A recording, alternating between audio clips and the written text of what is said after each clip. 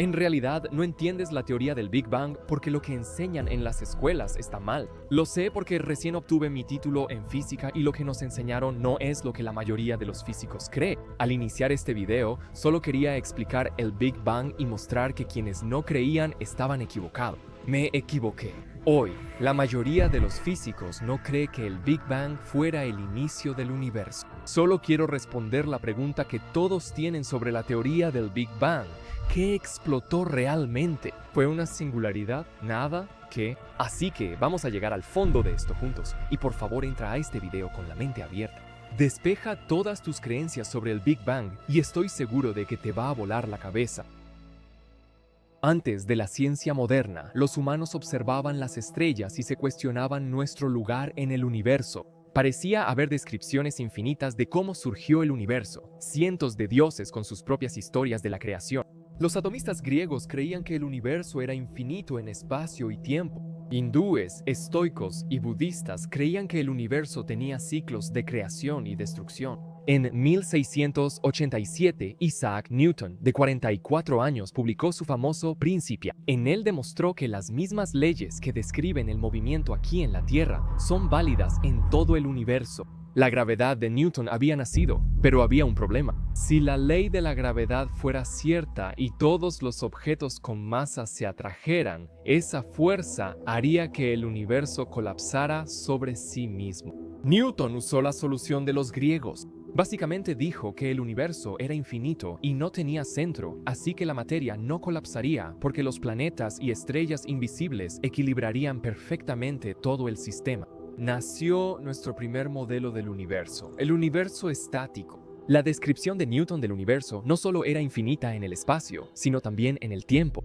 Newton era cristiano y por lo tanto creía que su Dios pudo haber creado el universo, pero no lo hizo en ningún momento específico en el tiempo. La idea del universo estático fue ampliamente aceptada hasta que algunos notaron un problema. Por las noches, la gente veía puntos brillantes de estrellas y grandes zonas oscuras en el cielo. Pero si el universo fuera realmente infinito y eterno como lo describía Newton, deberías poder mirar en cualquier dirección y ver algo. Una estrella, una galaxia. Así, el cielo nocturno sería tan brillante como el sol, pero no es lo que vemos. Por lo tanto, el universo no puede ser infinito, estático y eterno. Algo tuvo que cambiar. Ese cambio llegó más de 2 siglos después, y como en muchos casos de la física, fue gracias a Alberto Einstein. En 1915, Alberto Einstein publicó su teoría de la relatividad e hizo un descubrimiento audaz. Cuando un observador acelera, el tiempo se desacelera y la longitud disminuye. Mientras más te acercas a la velocidad de la luz, más lento pasa el tiempo, hasta que, a la velocidad de la luz, si pudieras alcanzarla, el tiempo se detiene por completo. Por lo tanto, el espacio y el tiempo están intrínsecamente conectados. Son una y la misma cosa, y forman la estructura misma del universo, el espacio-tiempo. La gravedad no es una fuerza, sino la curvatura del espacio-tiempo por los objetos dentro de él.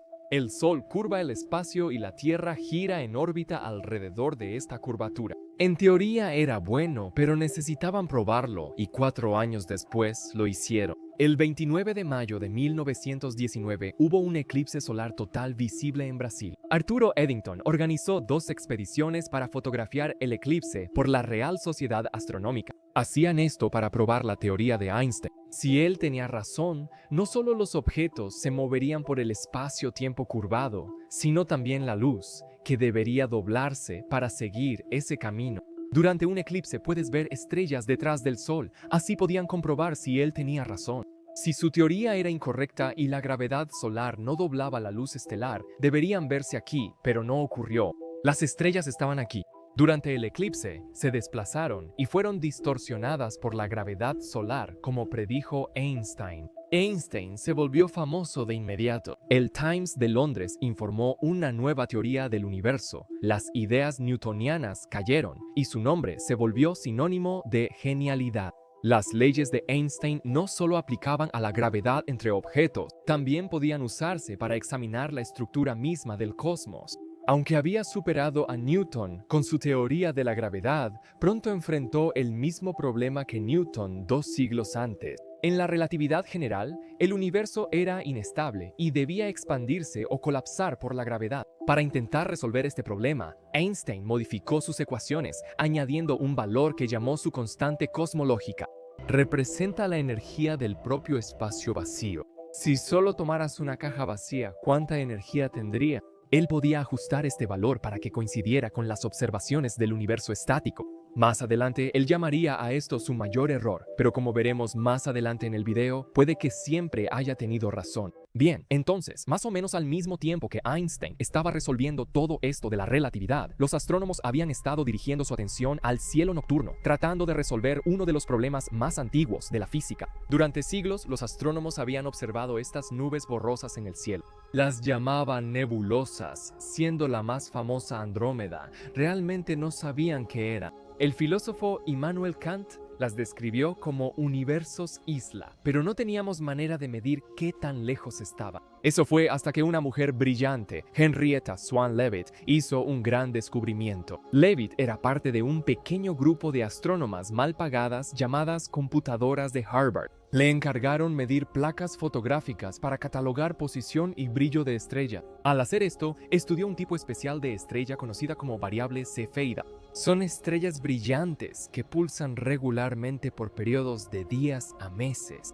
Ella notó que cuanto más largo el pulso, más brillante era la estrella. Los astrónomos medían el periodo, determinaban el brillo de la estrella y lo comparaban con cómo se veía desde la Tierra. Como los objetos lejanos parecen más tenues, podían usar esa comparación para medir la distancia a la variable cefeida. Usando este método, Edwin Hubble dirigió su telescopio a la nebulosa de Andrómeda y observó una de estas estrellas variables especiales. Midió el periodo y calculó la distancia a Andrómeda. Su resultado: 900.000 años luz, mucho más allá de los límites exteriores de nuestra galaxia. Esos universos isla existen. Todas esas nebulosas difusas que habíamos estado observando en realidad eran galaxias propias, igual que nuestra Vía Láctea. En ese instante, el universo como lo conocemos aumentó su tamaño 1.000.000 de veces. Hubble había cambiado la astronomía para siempre. Vesto Slipher, otro astrónomo, también observaba estas galaxias cuando notó algo. La mayoría tenía luz desplazada al rojo, lo que mostraba que se alejaban de nosotros a velocidades increíbles, de cientos de kilómetros por segundo. Ahora sabemos que este corrimiento al rojo es por el efecto Doppler. Basándose en esto, Hubble utilizó sus nuevos métodos de Slipher y Leavitt para medir la distancia a varias galaxias y averiguar qué tan rápido se estaban alejando de nosotros. Puso todos estos datos en una gráfica, y la tendencia era clara. Las galaxias más lejanas se alejaban más rápido de nosotros. Justo lo que veríamos si el universo se expandiera. El universo estático de Newton y Einstein ya no existía. Las observaciones de Hubble confirmaron lo que otros físicos ya creían. Alexander Friedman y George Lemaitre habían estado usando las ecuaciones de Einstein para predecir un universo dinámico y tenían razón. Pensaron en retroceder el tiempo de inmediato. Si el universo se está expandiendo a medida que pasa el tiempo, cuando retrocedemos en el tiempo, debería contraerse, acercándose cada vez más hasta llegar a un estado extremadamente denso. Lemaitre lo llamó el átomo primigenio. Afirmó que vivíamos entre el humo y cenizas de fuegos artificiales brillantes pero fugaces. Lemaitre se hizo conocido como el padre de esta nueva teoría, algo irónicamente porque también era un sacerdote católico. Recuerda que mencioné que espacio y tiempo están ligados. Forman un solo espacio-tiempo. Esto implicaba que el inicio del espacio sería también el del tiempo. Stephen Hawking y Rogelio Penrose probaron después que esto no era solo una suposición. El tiempo se detuvo en este estado denso inicial. Hicieron esto tomando las soluciones de Penrose para la singularidad de un agujero negro, donde hay densidad y curvatura infinitas en un solo punto, y las aplicaron a todo el universo. Pudieron demostrar, bajo un conjunto de suposiciones, que el universo en expansión que vemos hoy tuvo que haber comenzado con una singularidad en el pasado distante, un día sin ayer. Seguramente aprendiste en la escuela que el Big Bang inició desde una singularidad. Pero como veremos, esto casi con certeza no es cierto. Había un problema con este modelo del átomo primigenio del universo. Si tomabas la tasa de expansión del universo y simplemente retrocedías el tiempo, podías averiguar cuántos años tenía. Y cuando hicieron esto, la respuesta fue un vergonzoso 1.8 mil millones de años. Los geólogos de esa época ya sabían que la Tierra tenía al menos 4.5 mil millones de años. ¿Qué ocurre? Algo debía estar mal. Pero, sinceramente, incluso sin este problema, a Einstein no le gustaba la idea de un universo en expansión. Él tenía creencias firmes en un universo estático, por lo que exploró una teoría que unía el átomo primigenio y el universo estático. Sugirió que, para mantener constante la densidad de energía, debían formarse continuamente nuevas partículas de materia. Él imaginó un universo que se expandía sin ningún origen, donde las nuevas partículas podrían crearse a partir de su constante cosmológica, la energía del espacio vacío. La expansión del espacio dispersa la materia y mantiene constante la densidad de energía del universo. Todo está resuelto, pero no logró que esta idea funcionara. Por esos pequeños problemas no le contó a nadie y solo se supo por sus archivos en 2014. Pero tuvo suerte, porque 3 científicos en Inglaterra habían pensado en la misma idea desde 1945. Fred Hoyle, Thomas Gold y Hermann Bondi retomaron la idea que Einstein dejó y la llamaron modelo del estado estacionario. Estas eran las dos grandes ideas en ese momento, el átomo primigenio y el estado estacionario. Hoyle tenía un programa de radio en Inglaterra donde hablaba de ciencia y una vez explicó ambos conceptos al aire, refiriéndose al átomo primigenio y diciendo que toda la materia del universo se creó en una gran explosión en un momento remoto. El nombre Big Bang nació y se quedó. Ya teníamos los fundamentos del Big Bang establecidos y probablemente suena bastante similar a lo que piensas que realmente es el Big Bang. Hace mucho tiempo todo estaba más junto y más caliente y luego, ¡bang!, nace el universo, pero aún quedaban pruebas por hacer. Una cosa en la que la gente está pensando es qué pasa con toda la materia, los planetas, los humanos, las estrellas, las galaxias, todo eso cuando se retrocede en el tiempo hasta el Big Bang. George Gamow y Ralph Alpher demostraron que al contraerse el universo, aumenta su calor y densidad, descomponiendo la materia en protones, neutrones, electrones y fotones. Así que justo después del Big Bang, todo era simplemente esta sopa de partículas. No había espacio vacío. Era tan caliente que todo el universo era básicamente solo un gran reactor nuclear. Los protones y neutrones se unían rápidamente, formando los núcleos de los átomos de hidrógeno, helio y litio. Después de unos 5 minutos, todo se había enfriado lo suficiente como para que este reactor nuclear se apagara. Todos los núcleos atómicos se habían formado y quedado fijados en sus proporciones exactas. Gamow y Alpha predijeron que el 75% de los núcleos serían hidrógeno, el 25% helio y habría una pequeña proporción de elementos como el litio. Tenían razón, las observaciones confirmaron la proporción y siguieron adelante. Este equipo siguió pensando en el universo temprano y su sopa. 5 minutos después del Big Bang, la sopa estaba llena básicamente de 3 cosas: núcleos atómicos, electrones y fotones de luz creados en el Big Bang. Esta luz era absorbida continuamente por los núcleos y reemitida, viajando por el plasma porque estaba tan caliente. La sopa permaneció así por 380.000 años hasta enfriarse a unos agradables 2700 grados Celsius. En ese momento, todo cambió. Los electrones se unieron de inmediato a los núcleos cercanos y los fotones de luz quedaron libres para viajar por el espacio vacío. Si hubieras estado ahí, habrías visto un brillante resplandor rojo que desde entonces ha viajado por el universo, estirándose con la expansión y desplazándose al rojo hasta llegar al extremo de microondas del espectro, volviéndose muy frío, cerca de 2 Kelvin. La llamaron la radiación de fondo cósmico de microondas. Si querían, de una vez por todas, probar que el Big Bang fue real, tendrían que encontrar esta luz. Y si podían lograrlo, literalmente estarían tomando una foto del Big Bang. La búsqueda había comenzado.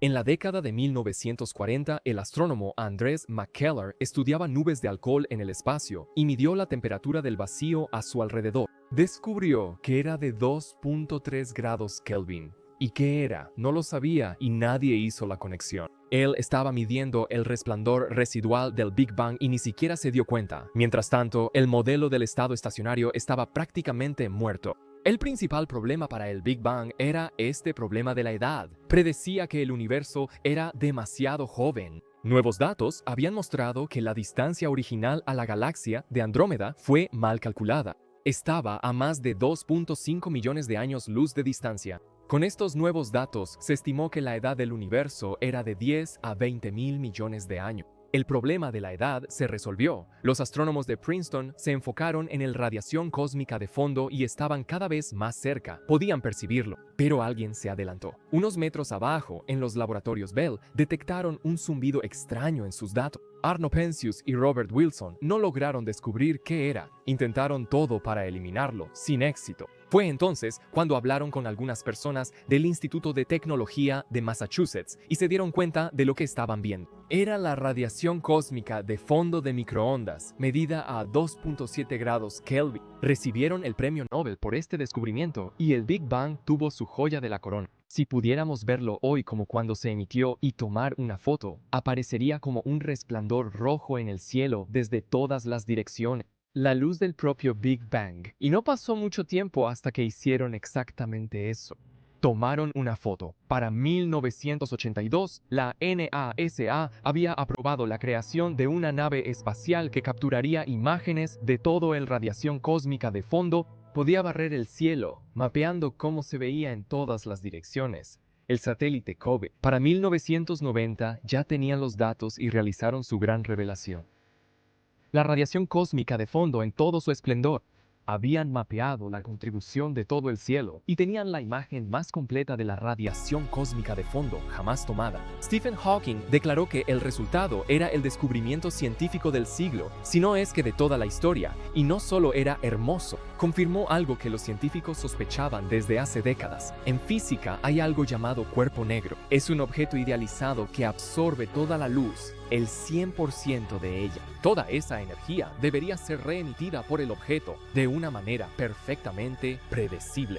Tu espectro de luz debería verse así. Dependiendo de la temperatura del objeto, esta forma podría cambiar, pero siempre hay una forma de espectro teórica perfecta para el cuerpo negro. Predijeron que la radiación cósmica de fondo debería tener esta firma de un cuerpo negro perfecto, y así fue. Fue el cuerpo negro más perfecto jamás observado en la historia. Ovaciones de pie, premios Nobel y una descripción precisa de cómo nació el universo. Entonces, ¿ese es el final? El universo inicia con una explosión y listo. No exactamente. Quedaron 3 grandes problemas sin resolver. El primero se conoce como el problema del horizonte. Desde entonces, cartografiamos la radiación cósmica de fondo con gran precisión y medimos la diferencia térmica en todo el cielo. Y es casi perfecto. Toda la señal es prácticamente exactamente de 2.7 grados Kelvin, no importa dónde mires. El problema es que no hubo ni de cerca suficiente tiempo para que la temperatura pasara de un lado del universo al otro y permitiera que todo llegara a una temperatura perfectamente uniforme, incluso a velocidad luz. 2 puntos opuestos de la radiación cósmica de fondo no pudieron termalizarse en los 380.000 años previos a la emisión de la radiación cósmica de fondo. Literalmente habría tomado billones de años. Podrías pensar que el problema se solucionaría si el universo fuera uniforme desde el inicio. Si fuera así, no veríamos esta distribución abstracta de galaxias hoy. El segundo es el problema de la planitud. El espacio en el universo puede tener distintos grados de curvatura, determinados por un número llamado omega. Si omega es 1, el espacio es plano y las líneas paralelas nunca se cruzan. Si omega es menor que 1, el espacio tiene curvatura negativa. Estas líneas paralelas se separarán. Y si omega es mayor que 1, el espacio tiene curvatura positiva. Esas mismas líneas paralelas convergerán. Cuando medimos la curvatura del espacio en la vida real, es casi perfectamente 1. La predicción de un espacio plano y en expansión es muy inestable. Si hay cualquier pequeña desviación de 1 en cualquier dirección, rápidamente se alejaría de ese valor como un lápiz equilibrado sobre su punta que se cae. Hoy lo medimos como 1, así que en el pasado debió estar casi igual de cerca de 1. Si omega no fuera 1, las consecuencias serían graves. El universo podría desgarrarse o colapsar y destruirse. ¿Por qué el universo es tan plano? El tercero es el problema del monopolo, señalado por físicos de partículas. A energías tan altas como las que habrían estado presentes en el universo temprano, debería haberse formado una gran cantidad de estas partículas extrañas llamadas monopolos magnéticos. Estos son imanes hipotéticos aislados con solo una polaridad, ya sea norte o sur, sin el opuesto correspondiente. El problema es que nunca hemos encontrado ninguno, y habrían sido tan pesados que habrían impedido la expansión del universo. Además de estos problemas, quedaba la singularidad. La mayoría de los físicos sentía que algo no estaba bien, pero eran solo artefactos matemáticos. Incluso Einstein consideró repugnante que el universo iniciara en la singularidad del Big Bang. Para este punto en nuestra historia, todo había empezado a llegar a un punto crítico. La demostración de la singularidad de Hawking y Penrose se basaba en 4 supuestos. La gravedad siempre atrae, el universo tiene 3 dimensiones espaciales y una temporal, el viaje al pasado es imposible, y la relatividad general de Einstein describe la evolución del universo a todas las escalas. Y ahora, cada una de ellas está en duda, especialmente la cuarta. Sabemos que la relatividad general tiene algunos grandes problemas cuando se trata de esas interacciones en las que no está de acuerdo con la mecánica cuántica. Hawking y Penrose han rechazado varias de estas suposiciones. Su demostración de la singularidad, que decía que el tiempo comenzó en el Big Bang, se vino abajo. Está claro que necesitábamos algo más, algo mejor que la singularidad del Big Bang. La solución provino de un brillante físico, Alan Guth. Guth pensaba en transiciones de fase en física ordinaria, como cubos de hielo derritiéndose en líquido. Si lo calientas más, obtienes vapor. Estas son transiciones de fase, pero también existen transiciones de fase extrañas. El agua líquida muy pura puede enfriarse bajo su punto de congelación, retrasando la transición de fase en el proceso llamado superenfriamiento. En el Big Bang se creía que el universo se enfrió desde temperatura infinita al expandirse, pero esto generaría el problema del monopolo. ¿Y si lo retrasamos como con el agua? Si el enfriamiento se retrasa, el problema del monopolo desaparece. Simplemente no se crean. La pregunta entonces es, ¿qué hace este superenfriamiento a la tasa de expansión del universo? Puedes ver el espacio vacío como algo completamente vacío, tal como suena. Pero la mecánica cuántica nos ha mostrado que en realidad es un mar de actividad caótica. Oculto para nosotros, hay una capa de campos cuánticos, cada uno correspondiente a una partícula específica. Un campo de electrones, un campo de quarks, ya entiendes. Cuando hay una ondulación en ese campo, obtenemos las partículas que nos forman a ti y a mí. Nuestros electrones provienen de este campo subyacente. En este vacío, partículas y antipartículas como electrones y positrones surgen y se separan brevemente antes de reunirse y desaparecer otra vez en los campos cuánticos. Son estas interacciones cuánticas las que le dan al vacío del espacio un poquito de energía. Y recuerda, la energía y la masa son lo mismo. Así que si tienes suficiente espacio vacío y puedes extraer la energía del vacío, puedes obtener suficiente masa para crearme a mí, a ti o incluso a todo el universo. Guth calculó cuán rápido se expandiría el universo impulsado por la energía del vacío espacial y la velocidad era increíble. El universo, en una pequeñísima fracción de segundo, se expandiría al menos 100 billones de veces. De inmediato se dio cuenta de que este periodo de crecimiento tan extremo solucionaría de inmediato el problema de la planitud. Aprovechando este rápido crecimiento, las ecuaciones se invirtieron totalmente. El valor de omega, que indica la curvatura del universo, se llevó rápidamente a 1. Independientemente de su forma inicial, la expansión por la energía del vacío aplanó el universo. El problema de la planitud se resolvió. Al hacer el cálculo, supo que era algo grande. Escribió, espectacular. Este superenfriamiento podría explicar por qué el universo es tan plano y resolver la paradoja del ajuste fino señalada por Dicke. El problema pareció desaparecer como por arte de magia, todo gracias a este periodo de expansión rápida. Guth lo llamó inflación. El último problema que la inflación tenía que resolver era el problema del horizonte, y en realidad era bastante simple. Como la inflación expandió el universo enormemente en menos de una fracción de segundo, puntos que antes estaban demasiado lejos para comunicarse y alcanzar la misma temperatura en el modelo anterior, habrían empezado mucho más cerca. Esto les da tiempo para que los fotones viajen y alcancen la misma temperatura. Por eso la radiación cósmica de fondo es tan uniforme hoy. También se resolvió el problema del horizonte. Esta teoría de la inflación hacía trucos de magia. Resolvió los 3 problemas más urgentes del Big Bang así de fácil, reemplazando la molesta singularidad en el proceso. Ese ni fue su mayor triunfo. Al ver el radiación cósmica de fondo, notamos áreas con densidad un poco mayor. Hay un poco más de esa sopa primordial aquí que en esos puntos fríos. La gravedad atrae más materia a regiones sobredensas, haciendo que pequeñas variaciones crezcan por miles de millones de años hasta formar la red cósmica de galaxias y estructuras actuales. Si la radiación cósmica de fondo fuera perfectamente uniforme, el universo no tendría galaxias en absoluto. La inflación es causada por el campo cuántico de inflación, que tiene fluctuaciones cuánticas por el principio de incertidumbre. Las fluctuaciones cuánticas se congelan en el plasma al desacelerarse la expansión, generando la variación actual. Sin estas fluctuaciones cuánticas durante la inflación, no existirían galaxias ni estructura en el universo. Combinando todas estas ideas, finalmente podemos armar una visión completa de lo que realmente explotó durante el Big Bang.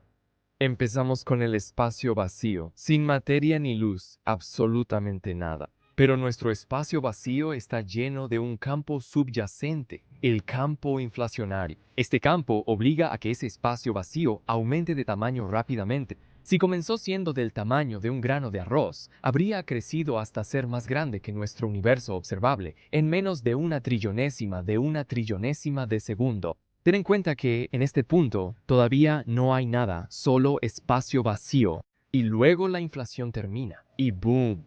Así de simple. Toda la energía en este campo inflacionario de espacio vacío se convierte inmediatamente en la materia y la luz del universo. Este es el Big Bang caliente y denso del que te enseñaron en la escuela. La luz que vemos hoy como la radiación cósmica de fondo y la materia que forma cada estrella, humano, galaxia, todo eso, se forma a partir de la energía del vacío en ese momento. No es necesario ninguna singularidad en absoluto. Pero aquí viene la parte loca sobre la inflación. No termina en todas partes al mismo tiempo, sucede por partes. Así que, mientras la inflación puede decaer en materia y radiación, creando nuestro universo, y el Big Bang, justo aquí, puede continuar inflándose fuera de nuestro universo, generando potencialmente un número infinito de estos universos del Big Bang. Y simplemente resulta que estamos dentro de uno de ellos. El multiverso ha nacido. Esa es la visión más aceptada sobre el origen del universo. Probablemente no te enseñaron eso, ¿verdad? Cuando me lo enseñaron hace 2 años, se decía que la inflación ocurrió después del Big Bang. Se hablaba de la singularidad y no se mencionaba el multiverso. Caso cerrado, fin de la historia, ¿verdad? Bueno, no exactamente. Como viste en este video, la cosmología evoluciona constantemente y siempre surgen nuevas teorías que dicen describir mejor el origen del universo. Aunque la teoría del Big Bang inflacionario es la mejor, también tiene problemas propios. Algunos críticos populares argumentan que la inflación es demasiado flexible y no lo suficientemente falsable. En la ciencia, teoría no significa solo una idea como puede significar en el lenguaje cotidiano. Una teoría científica debe hacer predicciones comprobables con observaciones de telescopios y detectores, pero también predice el multiverso, algo con lo que los físicos no se sienten muy cómodos. Y antes de que vayas a comentar diciendo, los físicos ni siquiera pueden ponerse de acuerdo sobre qué es el Big Bang, ¿cómo se espera que lo creamos? Tranquilo. Hay cosas que sabemos con certeza que definitivamente son verdad. El Big Bang caliente y denso, que simplemente significa que todo en el universo solía estar muy junto y mucho más caliente de lo que está hoy, definitivamente sucedió. Literalmente podemos verlo. Eso no está en debate. Pero intentar responder qué causó ese estado caliente y denso y qué hubo antes aún no está decidido. La investigación para este video se basó principalmente en el libro La batalla del Big Bang. Los autores asistieron a una conferencia sobre agujeros negros y física fundamental, donde expertos respondieron una encuesta sobre el origen del universo. Al preguntarles si el Big Bang marcó el inicio del tiempo, la mayoría coincidió en que no indica cuándo comenzó el tiempo en nuestro universo. Alan Guth, creador de la idea de la inflación, afirmó que la teoría del Big Bang nunca trató realmente de una explosión. No menciona qué explotó, por qué, ni qué ocurrió antes. Y quizá eso resuma bien esta descripción del Big Bang. Hice una encuesta en YouTube e Instagram preguntando a quienes no creen en el Big Bang por qué, así que espero que podamos responder algunas preguntas. Tras analizar miles de respuestas, parece que hay 3 problemas principales con el Big Bang. El primero es por qué el universo inició desde una singularidad, ese punto de densidad infinita que contenía toda la materia. Si hay una sola cosa que te llevas de todo este video, que sea esta. Esta idea de la singularidad está prácticamente muerta en la cosmología. Esa es la verdad. Ya no creemos que el universo comenzó desde ese punto singular de densidad infinita, pero sí nos dice algo interesante. La idea de la singularidad es solo una predicción de cómo comienza el universo si la relatividad general de Einstein siempre es cierta. Hemos demostrado que en 50 años eso no es cierto. Hay un gran desacuerdo entre la relatividad y la mecánica cuántica que debemos resolver. Esa es la teoría del todo que todos están buscando. Pero como sabemos que ese problema existe, la singularidad ya no es aceptada. Necesitamos algo mejor. Por eso ahora hay inflación. La segunda pregunta es, ¿cómo surge algo de la nada? La materia no se crea ni se destruye. Hay cosas que decir, pero todo depende de esto. La mayoría de las concepciones actuales del Big Bang no afirman que el universo surgió de la nada. La idea que se enseña en física de preparatoria de que la energía no se crea ni se destruye es, en realidad, una gran simplificación. Esa regla es válida, pero solo dentro de nuestro espacio-tiempo y depende de la simetría de traslación temporal. Como el espacio-tiempo siempre se expande y cambia, la idea de energía global ni siquiera está bien definida. Y luego están los campos cuánticos, las partículas y antipartículas que aparentemente se crean de la nada. En la frontera de la física, muchas reglas son más flexibles de lo que aprendiste en la escuela, y eso está bien. La respuesta más común que recibí fue, el Big Bang no puede ser cierto, porque si lo fuera, ¿qué ocurrió antes? Esto parece un malentendido básico. Los modelos del Big Bang no aseguran saber qué ocurrió antes del Big Bang. Es así de simple. Diría que tu insistencia en que algo debe preceder el inicio del universo es un malentendido de cómo funciona el tiempo. El tiempo es más físico de lo que parece. Nuestra experiencia diaria nos hace ver el tiempo como algo que avanza sin fin hacia el futuro y el pasado. Pero eso simplemente no es cierto. Si el espacio-tiempo no existía en el pasado, entonces literalmente no había nada antes. Pero aún no lo sabemos con certeza. Podría hablar otras 2 horas sobre todas las ideas diferentes que la gente está desarrollando para reemplazar la inflación. Si quieren, puedo hacer ese video. Díganmelo en los comentarios. Por ahora, así están las cosas. La singularidad prácticamente no existe. La inflación es el mejor y más exitoso modelo para explicar el origen del universo. Aún hay problemas por resolver. Este es el mayor desafío que la humanidad puede intentar conquistar: el origen de todo el universo. Nunca iba a ser fácil, pero espero que puedas ver lo realmente asombrosos que son los avances que hemos logrado hasta ahora. Y ahora entiendes el Big Bang mejor que casi cualquier otra persona en el planeta, incluso mejor que personas que estudian física hoy en día. Si te gustó esto, por favor suscríbete. Literalmente pasé meses trabajando en este video y solo el 20% de ustedes están realmente suscritos.